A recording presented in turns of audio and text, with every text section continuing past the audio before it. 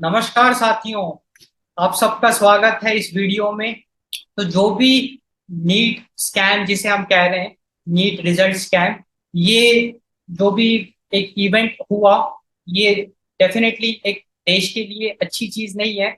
And जो अभी हम प्रोटेस्ट कर रहे हैं अगेंस्ट दिस स्कैम, जो मूवमेंट हम कर रहे हैं, तो उसमें मैं भी एक योगदान अपना दे रहा हूँ विद माई इंसाइट्स। मैंने जो रिसर्च करी, जो मैंने फाइंडिंग्स करी, क्योंकि हर कोई अपना तरीके से इस मूवमेंट में स्टूडेंट्स के साथ है, तो मैं भी स्टूडेंट्स के साथ हूँ। क्योंकि ये जो भी घटना घटी है, ये एक it's a threat to national security. देखो, नेशनल सिक्योरिटी की बात इसलिए हो रही है क्योंकि अगर कोई अनडिजर्विंग कैंडिडेट अगर एक अच्छे कॉलेज में जाके डॉक्टर बन जाता है, अगर वो उस रिसोर्सेज का एक तरीके से मिसयूज कर रहा है, वो एक सीट खा गया, तो आगे चल के वो एक इनकम्पिटेंट डॉक्टर बनेगा।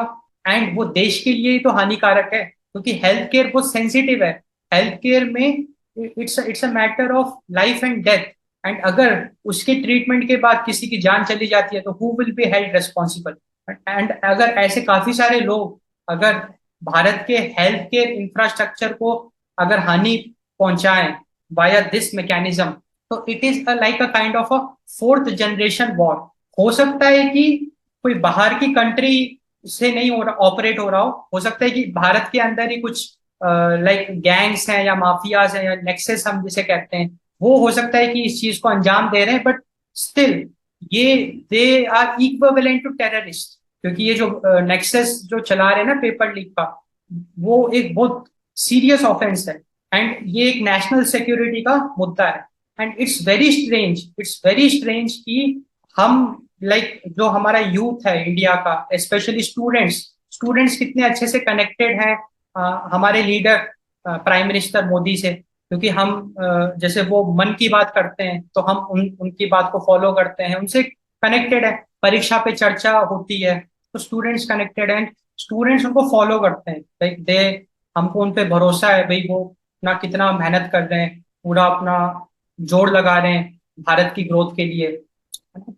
तो स्टूडेंट्स हाईली इन्फ्लुएंस्ड है, वो उनको लीडर मानते हैं, उनको इतना सपोर्ट करते हैं। अब ये एक ऐसा टाइम है ना जहाँ पे स्टूडेंट्स को झटका लगा है, और ये भी कॉलेज स्टूडेंट्स नहीं है, स्कूल स्टूडेंट्स है ना। क्योंकि भाई नीट एग्जाम आपने दिया, तो कितने सेंसिटिव हो आप, आपने तो अभी दुनिया देखी नहीं है, और आपके साथ अगर ऐसी इनजस्टिस हो रही है, तो ये रेस्पॉन्सिबिलिटी बनती है हमारे ऑनरेबल प्राइम मिनिस्टर की कि वो आपको आके एक एड्रेस करें एंड एक दिलासा दें, एक कॉन्फिडेंस दे कि सिस्टम में कुछ गड़बड़ियां जरूर हुई है।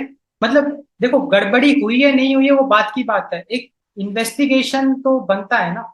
एंड वो बिल्कुल चुप है भाई। नालंदा यूनिवर्सिटी उन्होंने लॉन्च किया, बहुत अच्छी बात है। We want more universities and we support it. But आप बिल्कुल चुप हो, स्टूडेंट से आप बिल्कुल बात ही नहीं करना चाह रहे हो इस मामले में। डेफिनेटली एजुकेशन मिनिस्ट्री लगी हुई है, एजुकेशन मिनिस्टर भी अब आ गए हैं फ्रंट फुट पे।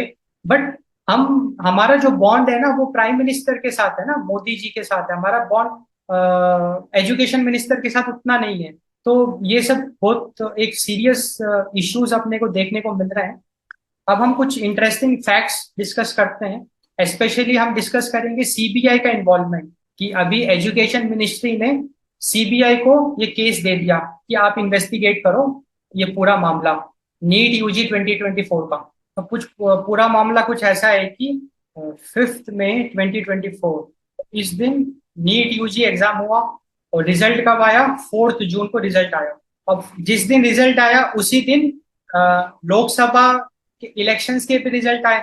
एंड वहां पे भी एक कंट्रोवर्सी खड़ी हो गई कि ये भी एक थोड़ा सा मतलब सस्पिशियस, एक सस्पेंस क्रिएट करता है कि कैसे हम लोकसभा इलेक्शंस के दिन नीट यूजी एग्जाम, क्योंकि नीट यूजी कोई छोटा मोटा एग्जाम तो है नहीं भाई। जब 24 लाख बच्चे अगर इस एग्जाम को दे रहे हैं, और वहां पे जब लोकसभा इलेक्शंस पे अनाउंस हो गया, और आप 24 लाख स्टूडेंट्स का रिजल्ट आप उसी दिन अनाउंस कर रहे हो, तो वहां पे भी एक सस्पेंस क्रिएट हुआ है। उसके बाद कुछ एनॉमलिटीज अपने को देखने को मिली कि 719 718 लाइक दे आर इम्पॉसिबल। तो उस पर फिर क्वेश्चंस उठे। एंड ये भी देखने को मिला कि 67 टॉपर्स, ये तो हिस्ट्री में पहली बार हो रहा है भाई, किसी एग्जाम में जैसे नीट जैसे एग्जाम में 67 toppers, it's next to impossible. तो ये सारी बातें बिल्कुल स्टूडेंट्स को हजम नहीं हुई। एक मास प्रोटेस्ट हुआ, मास मूवमेंट हुआ, जिसकी वजह से एंड सुप्रीम कोर्ट में भी पिटिशंस रखे गए। तो एक प्रेशर क्रिएट हुआ सरकार पे।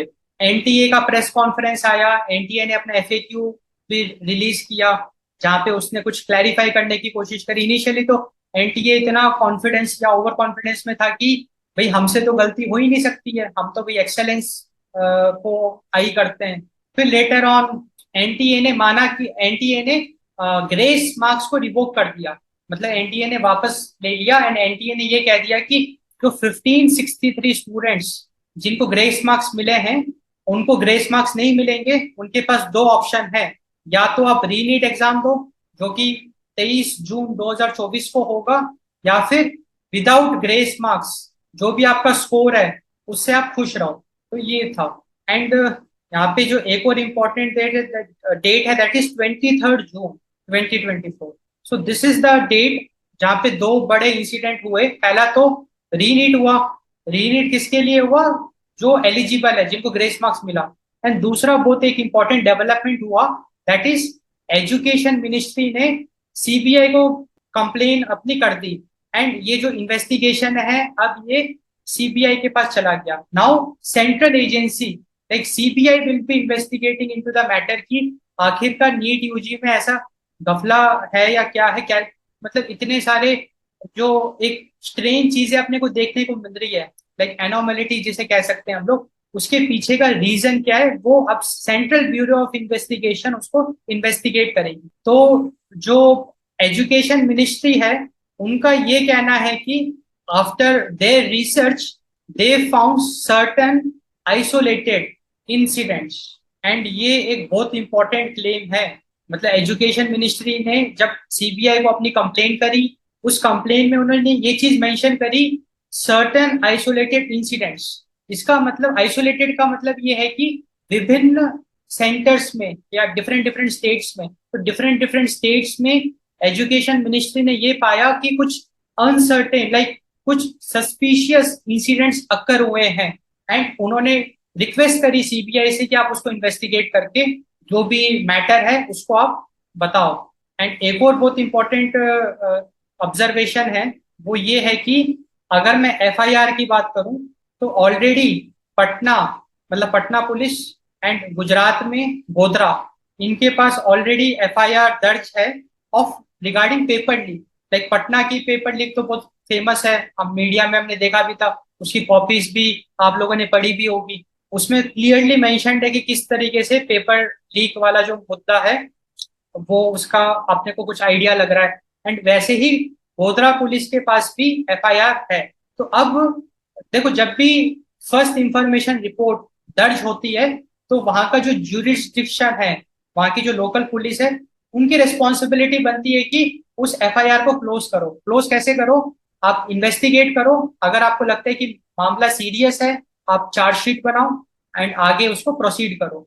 और अगर आपको लगता है कि इन्वेस्ट मैटर उतना सीरियस नहीं है तो आप उसको क्लोज कर दो। तो पुलिस को हर एक एफआईआर का जवाब देना होता है।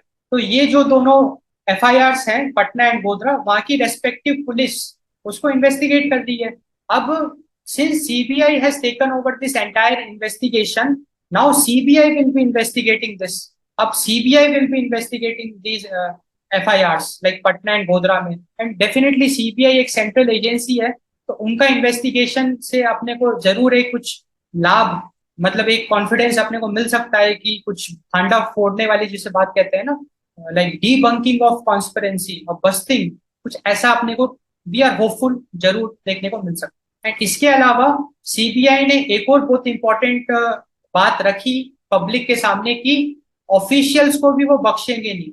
मतलब officials are also under scan, officials under scanner. इसका मतलब ये है कि जो भी एनटीए के ऑफिशियल्स हैं या हर एक इंडिविजुअल जो एग्जामिनेशन प्रोसेस से रिलेटेड है, चाहे वो इन्विजिलेटर हो, पेपर बनाने वाला हो, प्यून हो, या पेपर डिस्ट्रीब्यूट करने वाला हो, या फिर मिनिस्ट्री में एजुकेशन मिनिस्ट्री में भी लोग हो, या एनटीए में जो भी लोग हो, भाई सब कोई शक के दायरे में आ जाता है। क्योंकि ये बहुत बड़े लेवल पे एक स्कैम हुआ है तो हर किसी को शक की नजर से देखना पड़ेगा।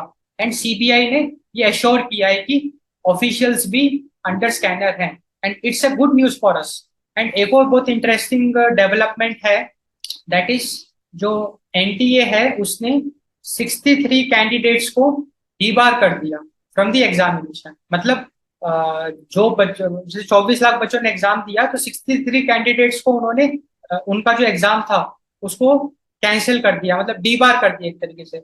और इस 63 में से 17 जो है वो बिहार के स्टूडेंट्स हैं, एंड 30 जो है वो गोधरा के स्टूडेंट्स हैं। एंड ये इसीलिए इंपॉर्टेंट है ना कि अगर एनटीए स्टूडेंट्स को डीबार कर रहा है, इसका मतलब इनडायरेक्टली एनटीए ये एडमिट कर रहा है कि बिहार एंड गोधरा में कुछ तो गड़बड़ हुआ है। नहीं तो अगर भाई कुछ भी गड़बड़ अगर नहीं हुआ है तो डीबार तो बहुत बड़ी चीज हो गई ना। अगर आप स्टूडेंट्स को डीबार कर रहे हो इसका मतलब वो स्टूडेंट्स पेपर लीक में इन्वॉल्व थे या लीक्ड पेपर उनको मिल गया, तभी तो आप डीबार कर रहे हो। भाई डीबार करना बहुत बड़ी बात है ना। इसका मतलब दो students are found guilty in some malicious practices. And यहाँ पे मैलिशियस प्रैक्टिस चीटिंग तो हो नहीं सकती है, क्योंकि भाई अगर चीटिंग हो रही है तो फिर ये बहुत बड़ा मैटर हो जाएगा। पेपर लीक वाला मैटर हो सकता है कि क्वेश्चन पेपर लीक हो गया, हो सकता है कि इन स्टूडेंट्स को वो हाथ लग गया। तो एक तरीके से इनडायरेक्टली एनटीए अगर 63 स्टूडेंट्स को डीबार कर रहा है, 17 बिहार में और 30 गोधरा में, इसका मतलब डेफिनेटली कुछ तो गड़बड़ है। इतनी गड़बड़ी के बावजूद भी एजुकेशन मिनिस्ट्री कितने दिनों तक शांत रही? वो तो बहुत दिनों बाद एक्टिव हुई ना। वो तो जब मीडिया का प्रेशर क्रिएट हुआ तब जाके वो एक्टिव हुई। और एनटीए तो कभी अपनी गलती मान ही नहीं रहा था। एनटीए तो कह रहा था कि बस कुछ सेंटर्स में टाइम का लॉस हुआ, उसके अलावा तो पूरा अच्छे से पेपर कंडक्ट हुआ। तो भाई अगर पूरा अच्छे से पेपर कंडक्ट हुआ तो आपने डीबार किया। तो एनटीए की देखो डिक्टेटरशिप, मैं आपको बताता हूँ कि एनटीए की डिक्टेटरशिप ये है कि अगर आप डीबार करते हो तो ये इंफॉर्मेशन आपको अच्छे से ट्रांसपेरेंसी दिखानी चाहिए ना। आप ट्रांसपेरेंसी दिखा ही नहीं रहे हो। अभी जब रीनीट हुआ था तो वहां मेघालय में रीनीट हुआ तो मेघालय में 464 स्टूडेंट्स को ग्रेस मार्क्स दिए गए। और एनटीए का जो डीजी है उन्होंने अपनी प्रेस कॉन्फ्रेंस में कभी मेघालय का जिक्र ही नहीं किया। उन्होंने तो सिर्फ हरियाणा का जिक्र किया, झज्जर का, और सवाई माधोपुर मेघालय का उन्होंने जिक्र ही नहीं किया। तो ट्रांसपेरेंसी फिर मिस हो रही है ना, ट्रांसपेरेंसी नहीं है। तो ये तो बहुत अच्छी बात है कि एनटीए के जो डीजी है सुबोध जी, उनको हटा दिया गया। क्योंकि भाई आप इतने बड़े लेवल पे बातें छुपा नहीं सकते ना। देखो ऑफिसर पे अपना प्रेशर है, क्योंकि देखो ऑफिसर अगर गलती अगर बता देगा तो मीडिया तो फिर ऑफिसर की वाट लगा देगी। बट इसका मतलब ये तो है नहीं कि भाई आप अपनी गलती छुपाने के लिए स्टूडेंट्स, क्योंकि यहाँ पे स्टूडेंट्स की बात आ गई ना, स्टूडेंट्स का लॉस हम नहीं बर्दाश्त कर सकते, like it is not tolerable. तो साथियों, आई होप आपको ये डिस्कशन से कुछ अच्छी जानकारी मिली हो। बिकॉज सी आइडिया ये है कि आफ्टर लुकिंग ऑल दिस हम भी इस मूवमेंट का पार्ट बन गए। एंड हमारा बस इतना सा गोल है कि अपने को सत्य तक पहुंचना है, like what is the reality. और हम बिल्कुल एक जिसे कहते हैं ना बैलेंस्ड अप्रोच से बात करेंगे। हम किसी पे झूठा आरोप नहीं लगाएंगे। भाई हमारा कोई पर्सनल बेनिफिट नहीं है भाई, ना तो हम बीजेपी को रिप्रेजेंट कर रहे हैं ना कांग्रेस को रिप्रेजेंट कर रहे हैं, ना कोई पॉलिटिकल हमारा एजेंडा है, ना कोई हम कोचिंग वाला एजेंडा है, ना हमको कोई कोर्स बेचना है। हमारा एजेंडा है कि justice to the students, because see we all are citizens, so we all are brothers and sisters. Constitution ये कहता है ना। So I being elder, so you all are like younger brothers and sisters. So it's our responsibility कि भाई अगर देश में इतनी बड़ी चीज अगर हो रही है तो अपने को मिलके इस पे लड़ना चाहिए। इंटेलेक्चुअल मतलब एक अच्छे तरीके से डिस्कशन करना चाहिए। भाई हम ऐसा नहीं है कि अंधाधुंध किसी पे भी कोई भी आरोप लगाते नहीं, एक बैलेंस तरीके से है ना, क्योंकि we all are educated. Educated तरीके से अपने को चीजें आइडेंटिफाई करनी है। और हमारा गोल क्या है कि भाई सत्य तक अपने को पहुंचना है। अपने को किसी भी हाल में जो भी ये लीक करा रहा है, जो भी रैकेट है, उसको डिस्ट्रॉय करना है। क्योंकि आपने देखा ना, यूसीजी नेट एग्जाम आपका कैंसिल हो गया पेपर लीक की वजह से, सीएसआईआर कैंसिल हो गया, नीट पीजी कैंसिल हो गया। क्या मजाक चल रहा है क्या देश में? 70 पेपर पहले कैंसिल हो चुके हैं। और मुझे तो ये बात समझ में नहीं आ रही है, एक तो मोदी जी की छुट्टी मुझे बिल्कुल समझ में नहीं आ रही नीट यूजी के इंसिडेंट के बाद। क्योंकि देखो, अगर कॉलेज स्टूडेंट्स के साथ हो रहा है तो फिर भी कॉलेज स्टूडेंट्स थोड़े मेच्योर है। नेट यूजीसी के जो स्टूडेंट्स हैं वो हाईली मेच्योर है। बट भाई, नीट यूजी वाले जो स्कूल गोइंग स्टूडेंट्स हैं उनको तो एक सपोर्ट चाहिए ना। अभी मुझे ये बात बिल्कुल समझ में नहीं आ रही कि धर्मेंद्र प्रधान जी अभी तक ऑफिस में कैसे बैठ रहे हैं। Like he is the ministry, like I am not happy with his work. भाई, इतना बड़ा एक घटना घट जाता है, आप इतने दिनों बाद आते हो। उनकी फर्स्ट प्रेस कॉन्फ्रेंस आप देखना, फर्स्ट प्रेस कॉन्फ्रेंस में तो वो कहते हैं कि हमको कोई कंप्लेन मिली नहीं। अरे भाई, इसमें कंप्लेन अब आपको क्या चाहिए? अब आप बताओ कि ग्रेस मार्क्स बटे हैं, 67 टॉपर्स हैं नीट में, जो कि हिस्ट्री में फर्स्ट टाइम हो रहा है। एक सस्पे एक सस्पिशियस एक्टिविटी क्रिएट हो रही है। और सबसे बड़ी बात है, बच्चों ने सुसाइड किया है, बच्चों की बाट लगी पड़ी है। अब आपको कंप्लेन चाहिए क्या? आप इतने फॉर्मल कैसे हो सकते हो? तो फर्स्ट प्रेस कॉन्फ्रेंस में तो उन्होंने कॉन्फिडेंटली कहा कि अपने को कोई कंप्लेन उनको कोई कंप्लेन मिली नहीं है, तो कोई जांच का तो सवाल ही नहीं उठता है, सब कुछ सही है। उसके एक हफ्ते बाद जाके उनकी टोन बदली, एंड उसके बाद तो वो एग्री कर रहे हैं कि हाँ कुछ गड़बड़ है। इसलिए तो सीबीआई को दिया इन्होंने केस, एंड इसीलिए सुबोध जी, जो आपके क्या कहते हैं एनटीए के डीजी हैं, उनको हटा दिया गया। तो और भाई, 70 पेपर लीक हो गए। क्या कर रहे हो भाई? 70 पेपर लीक कोई मजाक है क्या? वो तो भाई, हम लोगों ने उतना ध्यान दिया नहीं। वो तो नीट यूजी के बाद लोगों की आंखें खुली कि कितने बड़े लेवल पे स्कैम हुआ। और एक और मैं आपको राज की बात बताता हूँ। धर्मेंद्र प्रधान, जो आपके एजुकेशन मिनिस्टर है, ये प्राइवेट कोचिंग इंस्टीट्यूट में जा चुके हैं, कोटा में, एंड वहां पे अपना भाषण दे चुके हैं। अब मुझे ये बताओ कि कितने इनकम्पिटेंट है भाई। ये एक ऑफिस बियरर है ही, एंड ये इतनी बड़ी पार्शियलिटी कैसे कर सकते हैं? भाई, पूरे इंडिया में कितने लोग कोचिंग चला रहे हैं, ये खुलेआम कोचिंग को प्रमोट कर रहे हैं। भाई, सरकार तो हमेशा कोचिंग के खिलाफ है, क्योंकि कोचिंग इतना फीस लेती है स्टूडेंट से, और कोचिंग एक तरीके से एक्सप्लॉइट भी करती है। और सरकार खुद ये कहती है, लाइक आप अगर एजुकेशन मिनिस्ट्री की बात करोगे तो एजुकेशन मिनिस्ट्री खुद एग्री करती है कि जो रैकेट्स हैं उसमें कोचिंग माफिया का हाथ है। तो अगर कोचिंग माफिया एग्जाम लीक में इन्वॉल्व है, तो आप कैसे कोटा में एक बहुत बड़े रिनाउंड कोचिंग सेंटर में पेश हो सकते हो? और ना ही सिर्फ धर्मेंद्र प्रधान, पीयूष गोयल एंड निर्मला सीतारमण। ठीक है, हम आपका इंटेंशन मानते हैं कि आप बच्चों को मोटिवेट करना चाहते थे, आप चाहते हो कि क्योंकि युवा है तो आप चाहते हो कि चलो हम एक जाके एक मौका मिला है मोटिवेट करें। तो अब आप हाथ चबा रहे हो। ना तो पीयूष गोयल ना निर्मला सीतारमण आके भाई बच्चों के लिए खड़े तो हो। आप क्या मतलब? भाई, स्टूडेंट सब देख रहे हैं ना ये क्या चल रहा है। And education minister private institute में जाके अपने आप को रिप्रेजेंट करे, that is completely injustice, like highly questionable. कि भाई, क्या आपने बैकग्राउंड में कोई डील कर रखा है क्या? क्योंकि वो जिस कोचिंग में गए ना, वो कोचिंग के जो ओनर्स है वो तो खुलेआम कहते हैं कि हम तो इस इंडस्ट्री के डॉन हैं, 20 साल से हम चला रहे हैं, हमको कोई हरा नहीं सकता है, हम माफिया हैं। वो ऐसी ऐसी बातें करते हैं।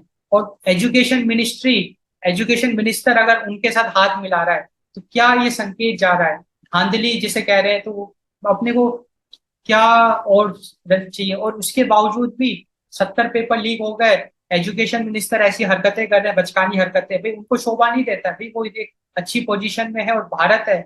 ये कोई पाकिस्तान थोड़ी ना कि आप ऐसे खुलेआम ऐसी हरकतें कर लो और हम चुपचाप देखते रहे। काफी गड़बड़ है मामला। एंड अभी तक वो ऑफिस बियरर है।